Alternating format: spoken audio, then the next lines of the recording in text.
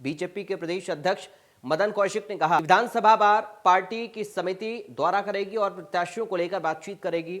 कांग्रेस भी बीजेपी की तरह ही जिताऊ प्रत्याशियों पर दांव खेलना चाहती है, इसलिए उनके द्वारा भी स्क्रीनिंग कमेटी में प्रत्याशियों के चयन को लेकर मंथन किया गया। कांग्रेस की रणनीति है कि 2017 की गलतियों को दोबारा ना दोहराया जाए। उत्तराखंड में इन दिनों चुनावी सरगर्मियां काफी तेज हैं, क्योंकि सभी बड़े दलों के नेता इन दिनों उत्तराखंड के दौरे पर हैं और यही वजह है कि चुनाव से पहले उत्तराखंड में चुनावी माहौल गर्म हो चुका है और चुनावी रणनीति के साथ साथ प्रत्याशियों के चयन की प्रक्रिया भी तेज हो चुकी है।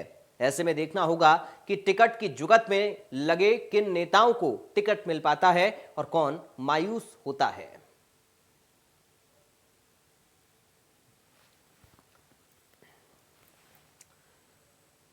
तो चुनावी हलचल काफी ज्यादा उत्तराखंड में इस वक्त तेजी के साथ नजर आ रही है और सभी पार्टियां अपने अपने प्रत्याशियों के चयन को लेकर गहन मंथन कर रही हैं।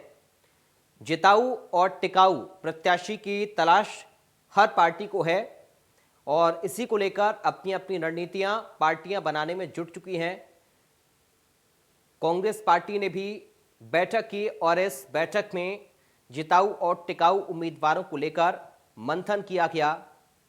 बीजेपी भी ऐसे ही प्रत्याशियों की तलाश में है ताकि एक बार फिर से सत्ता में वापसी हो सके। रिपीट, एक बार फिर बीजेपी हो, इसको लेकर लगातार कोशिश कर रही है प्रत्याशियों के चयन में।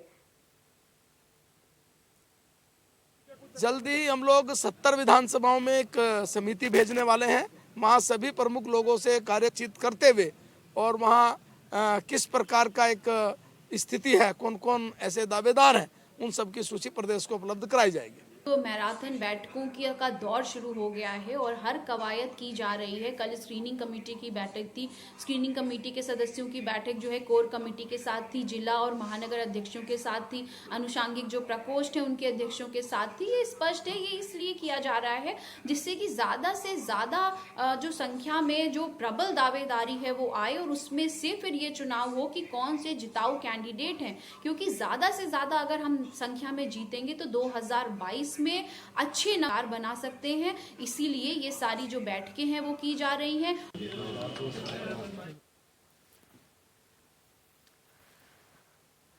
तो बीजेपी और कांग्रेस अपनी अपनी रणनीति बना रही है। आम आदमी पार्टी बड़े जोर शोर से इस बार चुनावी मैदान में उतर रही है और विकास का नारा देकर आम आदमी पार्टी अपने प्रत्याशियों के चयन में जुटी हुई है।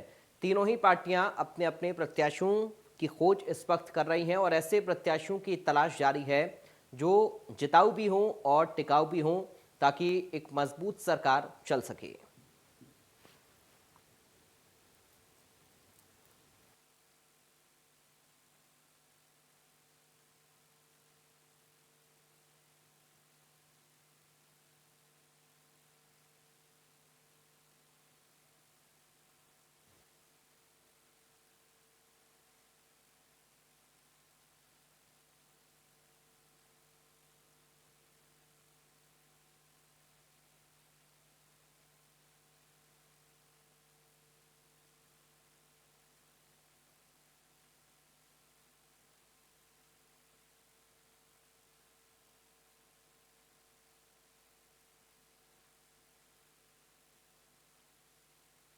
चर्चा इसी पर करेंगे। पार्टी के प्रत्याशियों की तलाश जो इस वक्त राजनीतिक दल कर रहे हैं, अपने अपने उम्मीदवारों को तलाश रहे हैं, किस तरह की खोज पार्टियों की हो रही है, कैसे उम्मीदवारों की तलाश की जा रही है, क्या कुछ मजबूत रणनीति बनाई जा रही है और जो बैठकें चल रही हैं उनमें किस तरह की बातचीत हो रही है।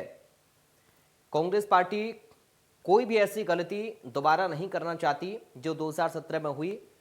उन गलतियों को ना दोहराया जाए, इसी फॉर्मूले पर पार्टी चल रही है और अपनी नई रणनीति बनाने में जुट गई है। प्रत्याशियों के चयन को लेकर भी बड़ा चिंतन मंथन चल रहा है।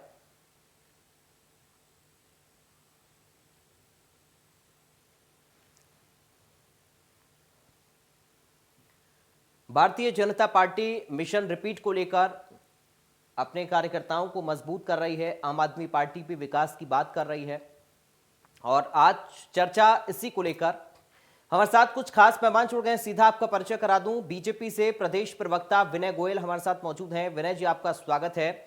हमारे साथ कांग्रेस धन्यवाद। पार्टी से प्रवक्ता डॉक्टर प्रतिमा सिंह है। डॉक्टर प्रतिमा सिंह, आपका स्वागत है। और हमारे साथ आम आदमी पार्टी से प्रदेश उपाध्यक्ष हैं अमित जोशी।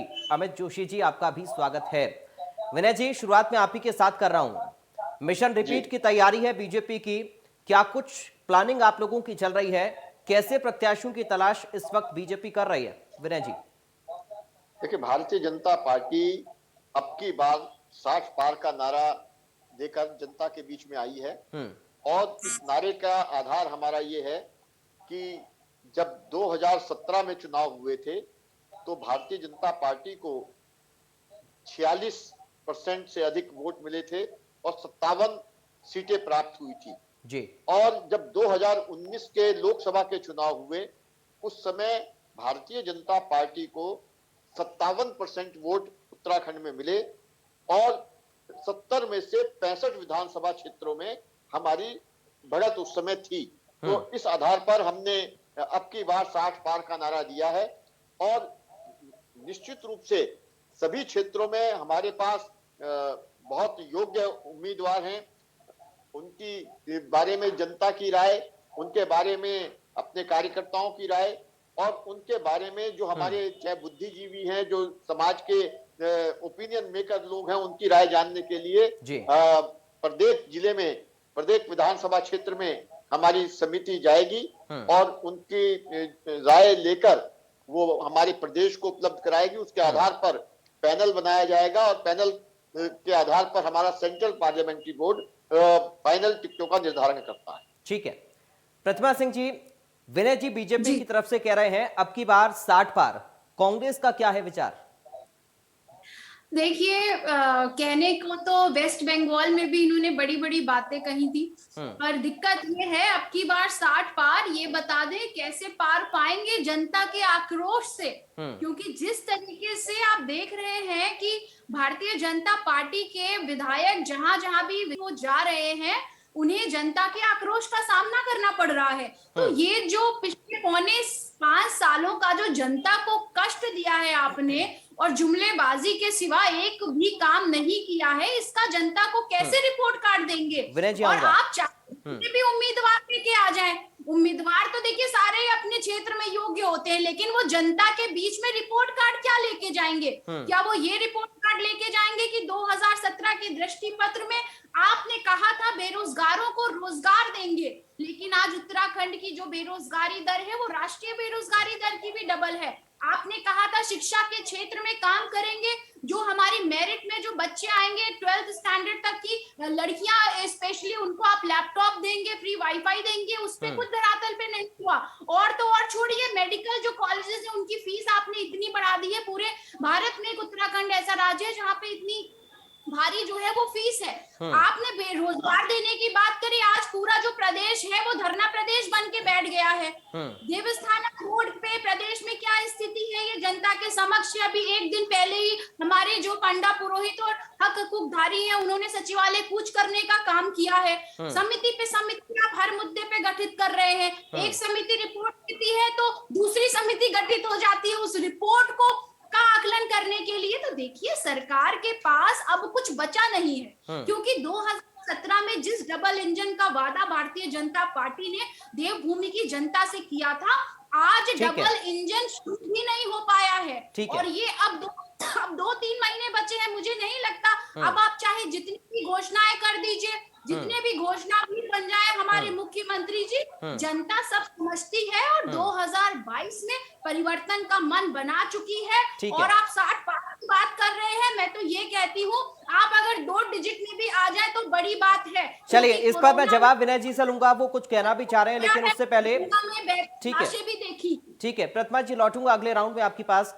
हमारे साथ समाजवादी पार्टी से प्रदेश अध्यक्ष सत्यनारायण सचान इस वक्त जुड़ गए हैं। सत्यनारायण जी, आपका स्वागत है इंडिया न्यूज में। आपके पास मैं आऊंगा, लेकिन उससे पहले अमित जोशी, आपसे मैं समझना चाह रहा हूं, आम आदमी पार्टी विकास की बात कर रही है, अगर आम आदमी पार्टी की सरकार बन भी जाती है तो क्या पहाड़ का पानी और पहाड़ की जवानी उत्तराखंड के काम आएगा?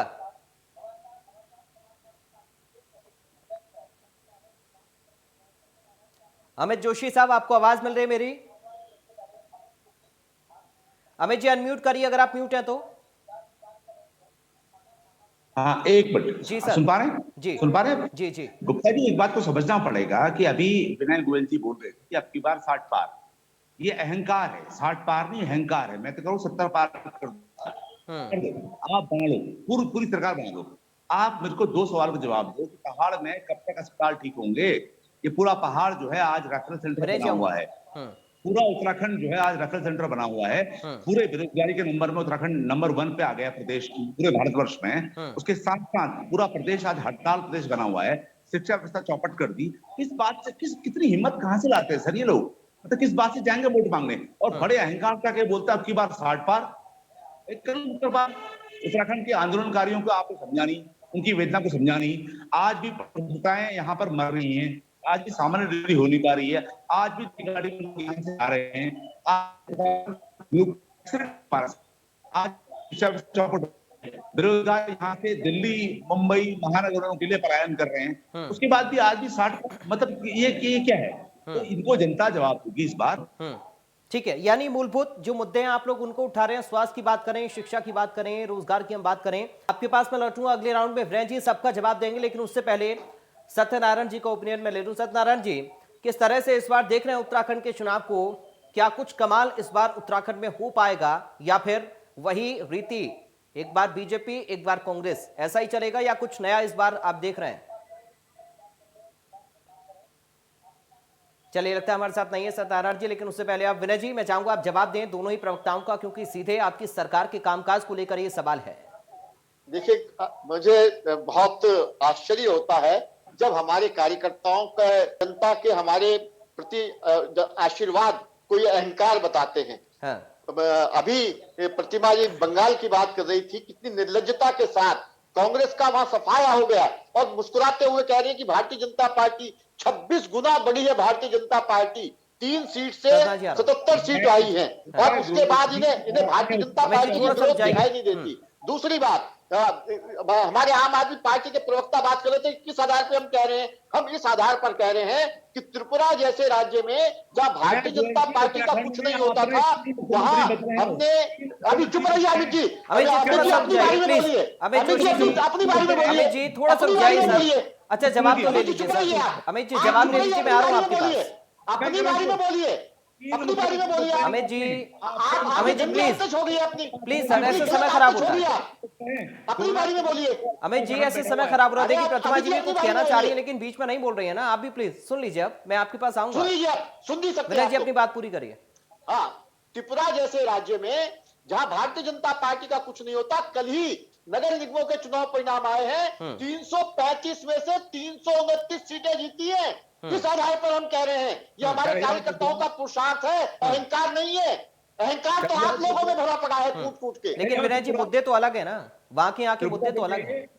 अरे मुद्दे, हमने सारे मुद्दों का समाधान किया है, सबका समाधान कर रहे हैं। संकट मोचक हैं आप। सबका साथ, सबका विकास, सबका विश्वास हम और सबके प्रयास से कर रहे हैं। ठीक है अमित जी, मैं आपके पास आ रहा हूँ, लेकिन उससे पहले प्रतिमा जी अपनी बात रखेंगे। बोलिए। मैं बोलती तो इसका क्या मतलब है? मुझे मौका दीजिए ना। आप अमित जी के पास कैसे जा रहे हैं? मैं आप ही के पास आ गया मैडम, आप ही से मैंने सवाल किया। आप बोलिए, अपनी बात रखिए। अमित जी के पास जाऊंगा, लेकिन उससे पहले आप बोलिए। जी, थैंक यू। हाँ। देखिए, मुझे बड़ा अचंभा हुआ इतने वरिष्ठ प्रवक्ता के मुंह से इस तरीके की बात सुन के कि निर्लज्जता से ये बात कह रहे हैं। निर्लज्जता की बात वो पार्टी कर रही है जिसने 700 किसान जो शहीद हो गए। विषय पे बोलिए ना, विषय पे बोलिए आप। विषय क्या है? नहीं, विषय क्या है? नहीं, आप ऑफ स्टेज जा रही है ना, आप विषय पे बोलिए ना। अच्छा विनय जी, एक बार सुन लीजिए। जो विषय उसके बंगाल की बात की ना, बंगाल की बात की थी आपने, बंगाल की बात। विनय जी, आपको लग रहा है कुछ सच बोलूंगी, जनता को सच पता प्रतिमा जी बोलिए, आप मुद्दे पर आइए प्लीज। बंगाल की बात की थी आपने, बंगाल की बात करिए ना। प्रतिमा जी बोलिए, आप मुद्दे पर आइए प्लीज। बंगाल की बात करिए। विनय जी थोड़ा सा रुक जाइए सर। वो पार्टी निर्लज्जता की बात कर रही है। देवस्थानम बोर्ड में हमारे पंडा पुरोहित किस तरीके से संघर्षरत रहे हैं और खून से पत्र लिखने का काम किया है, और वो पार्टी बात करती है। बंगाल से कितनी दूर जा रही हैं आप? बंगाल की बात की थी आपने। आपको दूसरी बात सुन लीजिए, 60 पार किस मुंह से आप बोल रहे हैं ये बताइए ना। यहाँ पे महिला सुरक्षित है, सबसे ज्यादा कांग्रेस असुरक्षित है। ठीक है। 234 करोड़ रुपया सिर्फ ठीक। 4 चीनी मिलों का ड्यू है। ठीक है। बच्चे परेशान हैं। ठीक ये है। पूरे प्रदेश को धरना प्रदेश बना के रख दिया। आप बात करते हैं त्रिपुरा की, ठीक और है। क्यों ना मैं बात करूं वेस्ट बंगाल की। वेस्ट बंगाल में पूरा केंद्रीय नेतृत्व आपने बिठा दिया, और उसके बाद भी आपका हश्र देखा ठीक है, वही सबने प्रतिमा जी, कि- मैं भी ये चाहता हूं कि कम से कम उत्तराखंड के जो मुद्दे हैं उनको राजनीतिक पार्टियां उठाएं, और विपक्ष होने के नाते बड़ी जिम्मेदारी आप लोगों की भी बन जाती है। खैर, अमित जी, एक फाइनल कमेंट आपका। विनय जी, प्रतिमा जी प्लीज। विनय जी, अब समय कम है। अमित जी, एक फाइनल कमेंट आपका। क्या किया? अमित जी, अमित जोशी जी, अपनी बात रखिए आप। वापस करना पड़ा है। प्रतिमा जी प्लीज, प्लीज। प्रतिमा जी, अब आपकी आवाज नहीं जा रही है, प्लीज। अमित जी, अपनी बात कंप्लीट करिए आप। जिस तरीके से भाजपा के प्रवक्ता आज बात कर रहे हैं अहंकार पूर्ण रूप से, हाँ। 60 त्रिपुरा खत्म हो गया। त्रिपुरा की बात करके आप उत्तराखंड में शर्म नहीं आप दिल्ली की करेंगे ना, आप दिल्ली की करते हो ना, त्रिपुरा की बात कर शर्म नहीं आ रही उत्तराखंड में? अरे आप दिल्ली की करते हो ना। हर सामने डिलीवरी नहीं हो पा रही है। आप दिल पे हाथ रख के बोल दो, चलो हाथ बोल दो, दिल पे हाथ रख के। पहाड़ के खिलाफ ठीक है, मैं बोलूंगा 60 पार, दिल पे हाथ रख के बोलिए, चलो मैं चैलेंज। अरे आप बता दो, आपका खाता खुल रहा है उत्तराखंड में, आपका खाता खुल रहा है उत्तराखंड में, आप दिल पे हाथ रख के बोल दीजिए, आप अपने दिल पे हाथ रख के बोल दीजिए कि आपका खाता खुल रहा है उत्तराखंड में। ठीक है, पड़ता। चलिए, उम्मीद कर रहे हैं कि कम से कम स्थानीय मुद्दों पर चुनाव हो, और टिकटों के चयन को लेकर जिस तरह की पार्टियों में मंथन चल रहा है, जिस तरह की बैठकें चल रही हैं, उनका समाधान भी जल्द निकले, क्योंकि प्रत्याशी ही ऐसा होना चाहिए जो जनता के कामों का विकास करे, उनकी सुने। बहुत शुक्रिया आप तीनों का, आज समय मुझे इतनी इजाजत दे रहा है चर्चा में शामिल होने के लिए। तो फिलहाल दीजिए इस बहस से इजाजत, लेकिन बढ़ते आगे एक बड़ी और अहम जानकारी आपको बता दें। आम आदमी पार्टी प्रत्याशी कर्नल कोटियाल ने संबोधन दिया। थराली विधानसभा में विशाल जनसभा को उन्होंने संबोधित किया। पिछले 21 साल में बीजेपी कांग्रेस ने प्रदेश को लूटा, यह कर्नल कोटियाल की ओर से कहा गया। साथ ही उन्होंने कहा कि हम सबको मिलकर उत्तराखंड का नव निर्माण करना है। तो आम आदमी पार्टी से सीएम पद के प्रत्याशी कर्नल अजय कोटियाल ने ये बातें कही हैं और कहा कि पिछले 21 सालों में बीजेपी और कांग्रेस दोनों ही पार्टियों ने प्रदेश को लूटा है। थराली विधानसभा में एक विशाल जनसभा को वो संबोधित कर रहे थे, और इस दौरान कर्नल कोटियाल ने अपने संबोधन में विरोधी पार्टियों पर निशाना साधा। तो फिलहाल आज देवभूमि लाइव में बस इतना ही। बाकी खबरों के लिए आप देखते रहिए इंडिया न्यूज।